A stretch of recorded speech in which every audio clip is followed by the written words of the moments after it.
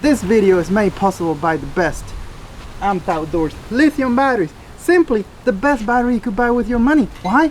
Because they have real warranty. And Amped Outdoors have a crazy lines of batteries that go anywhere from powering your fish finder, your trolling motor, even your life. You could use an inverter and, I don't know, cook with those batteries. This one right here, it's a 36-volt battery, waterproof. You could like dunk this on the water and it'll be fine. I mean, just don't leave it there. Read the regulations. But anyways, you want to get a really high quality lithium battery and from a company that's gonna actually honor the warranty, Amped Outdoors. Right, Lucas? Look at what we got here. We got a Wilderness System Recon 120 HD because it has the drive versus a Hobie Pro Angler 12 with a Mirage Drive 180.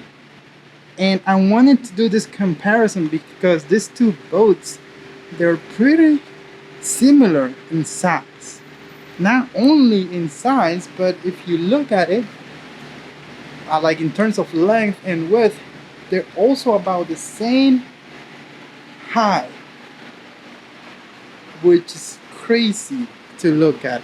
They also share sort of like aggressive bow entry to cut through those waves, and they have a lot of other things in common. Do they? Let's find out. So right here on the Recon, got a nice space here. It's gonna be difficult to put a power pole here in the middle because you got the rudder, but you could definitely put it on the side and put a motor. You have a nice hatch right here. You could access this area here, putting back in place and stuff. Here in the Pro Angler, you still also have an area here to get access inside the hole here, but they do sell an adapter mount that you could put in a power pole or put a Torpedo or put a Bisbee or put whatever you want there. So here in the rear you got this nice handle. You don't have that here on the Recon. Like, I think the handle is just here molded in. You don't have a oversized handle. And the way the rudder works on the PA, where is the rudder? This is the transducer, this is the rudder. Let it go, boom, it just drops and it turns very, very well. Here, just a blade at the end. The cool thing about rudders like this is you could easily add a Bisbee to the rudder itself if you want to do that. Has a sacrificial plate right here to protect the keel, so you could drag this boat. And over here you got two drain plug right here. Something I like about Hobie kayaks is this boat will be far easier to drain than that one with a plug over there. You know, if you need to remove all that water that will go in, because all these kayaks, see, they have holes on the top, they have hatches, and also condensation, so water will definitely get inside that kayak. It doesn't matter how premium it is, how much it costs. In terms of tag well, look at it right there. This is a longer tag well because of the design of the Hobie right there, but it's also deeper, but it's not as wide. Like the widest part right here is just also narrow, you see? And over here you have more of a bigger tag well, but you also have a hatch, so you gotta play with that. Talking about the seat, very comfortable high-end seats. Both of them are sitting really high. The Recon should be a more stable kayak because of the type of the hull that it has, but this high sitting position has me questioning that. I don't see a way that you could lower the seat. It's just one flat position, at least over there on the PA. You could bring it down a little bit if you want.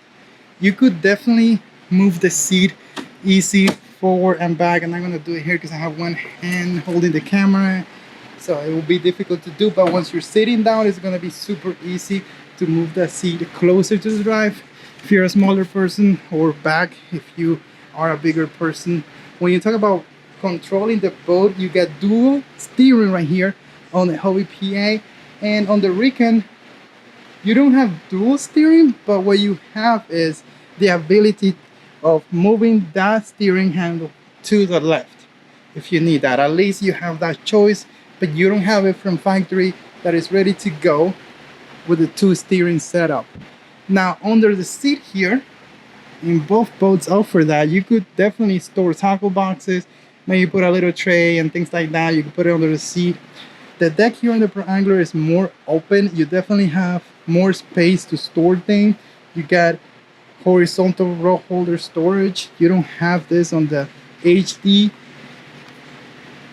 but you do have areas here where you could like drop a rod. Like you could easily drop a rod here and it will be held here in the front.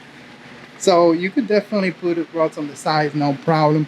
You got gear tracks right here, but you don't have gear tracks on the back. And you do have this padded area, which I say maybe you want to stand up there, but why? Why would you want to stand there? But the cool thing about this setup right here, I'm thinking, is you probably could put like a super humongous oversized cooler right behind it because it's sort of flat in here. If you want to do that, allows you to do that, right? If you want to do that. Now if we move forward, and this is the main difference between these 2 boats, is the propulsion system. You got the Mirage Drive with kick-off fins. You could go really shallow, but when you go really shallow on the Mirage Drive, sometimes it's better just to paddle because you're gonna be hitting grass, hitting rocks, and you may just break it. And also it's super slow, so you may as well just take the paddle out. But here you got the instant reverse with the prop. This is a crazy system. Like, bring it down, all the way down is deployed. Let me show you how much clearance you need. The main advantage of that system over this one is that you have instant reverse, but you also have reverse on both. Now if you look at it like that, definitely it looks like the Hobie one needs more clearance, but not true, because that's what I was saying earlier. You could like feather the drive, and what it does is it do this, you see, and now you need less clearance. You could go all the way over there. As a matter of fact, this should fall into the hole. It's just that I won't be able to do it because of that there. So in order to use this drive, you definitely need more space than that one over there. If you need to quickly move it out of the way, you could just move 1 feet forward, and the fins are flat with the boat. Here you press here and it brings the drive up. That's a cool mechanism, but you have something sticking out. If you're a fly fisherman, I don't see that you have a lot of space here to fly fish, or you know, like I don't like things sticking out in front of me. I'm sorry. And that's one of the issues that I have sometimes with the drive here on the old towns. Like you have that sticking out. Well, the Hobie, all you have sticking out is the cranks. And if you want to remove it completely, it's like easy as pie, and you can just put it on the deck of the boat, or you put it back. It's not a big deal. So this is also very light. It's 8 pounds versus probably close to 20 pounds for that drive over there. So in terms of storage, light, how light is, this is a winner. That one wins when it comes to instant reverse. And depending on who you are, most people like the Hobie Motion better than the Pro Drive. I personally enjoy more using the Pro Drive, but this is cumbersome, man. Like look at that. That's like an eyesore if you think about it. Now if we keep going forward, you have way more storage solution, way more rigging solutions on the Hobie PA. You got the H rails right there, you got the plates over here, you just have the tracks, and you could have more tracks and all that stuff, but coming from the factory, you don't have as many goodies that you have on the PA over there. Nice handle here. The Hobie doesn't have handles in the middle, but you don't need it because you have a giant handle, really. This serves not only as a handle, it's very tough, but also serves as a rigging solution.